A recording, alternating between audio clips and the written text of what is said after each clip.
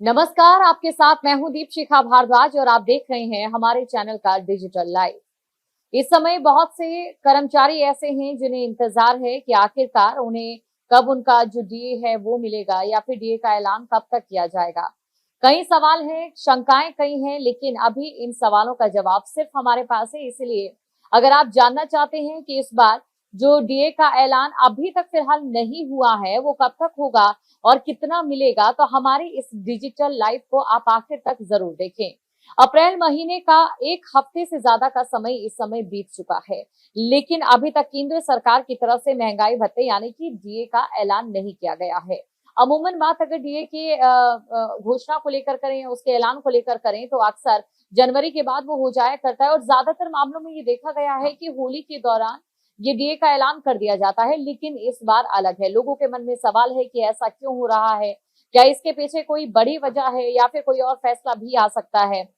हर बारे में आपको हम विस्तार पूर्वक जानकारी आपको बताएंगे। दरअसल केंद्र सरकार के कर्मचारी और पेंशन भोगी बड़ी बेसब्री से जनवरी से जून के डीए के ऐलान का इस समय इंतजार कर रहे हैं। केंद्र सरकार हर 2 साल में डीए में संशोधन करती है और इसी के साथ आपको बता दें कि पिछले कुछ वर्षों की अगर हम बात करें, जो पूरा पैटर्न है वो हमेशा एक सा ही रहा है।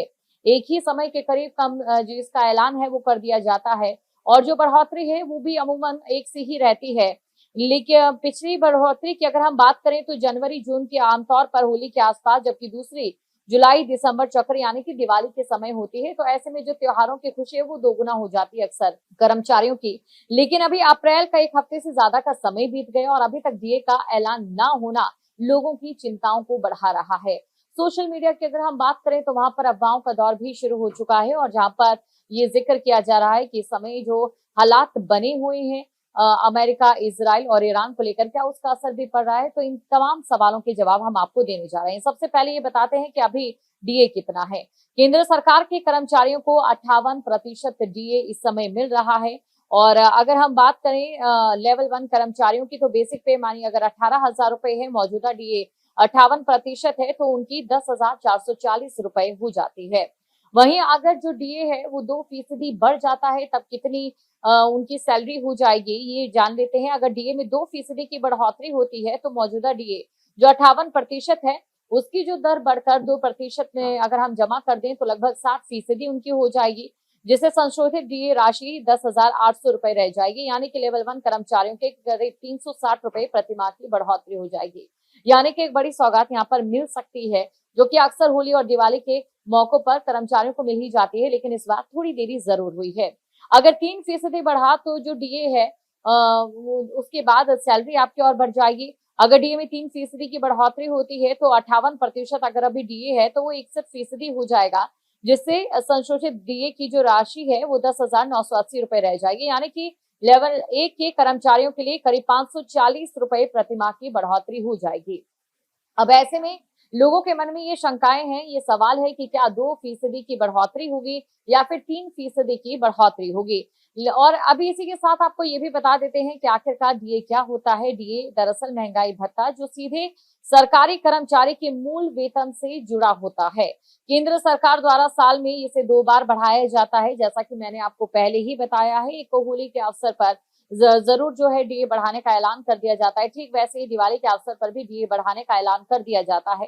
सरकार कर्मचारी और पेंशन भोगियों पर महंगाई के प्रभाव को कम करने के लिए डीए में संशोधन करती है। ये मौजूदा केंद्र सरकार के कर्मचारी और पेंशन भोगियों पर कॉस्ट ऑफ लिविंग एडजस्टमेंट के रूप में लागू होता है, जबकि बात अगर निजी क्षेत्र की करें तो निजी क्षेत्र के कर्मचारी आमतौर पर इसके हकदार नहीं होते हैं। सार्वजनिक क्षेत्र के उपक्रमों में काम करने वाले कर्मचारियों को भी महंगाई भत्ता मिलता है। और साथ ही आपको बता दें, इस समय जो कैलकुलेशन हमने आपको बताया है वो सिर्फ और सिर्फ एक जो गणना के आधार पर है। आपकी जितनी सैलरी होगी आप उसे डीए के हिसाब से अपने अंदर आमंत्रित भी कर सकते हैं, उस गणना को समझ भी सकते हैं। और साथ ही अगर हम बात करें तो जी डीए का जो इंतजार है वो लगातार यहाँ पर कर्मचारियों को है, लेकिन अभी तक जो डीए है वो फिलहाल उसका ऐलान नहीं हुआ है। तब ऐसे में सवाल ये बन जाता है कि आखिरकार इस डीए का ऐलान कब किया जाएगा, इस बार का जो डीए है वो कब तक मिलेगा।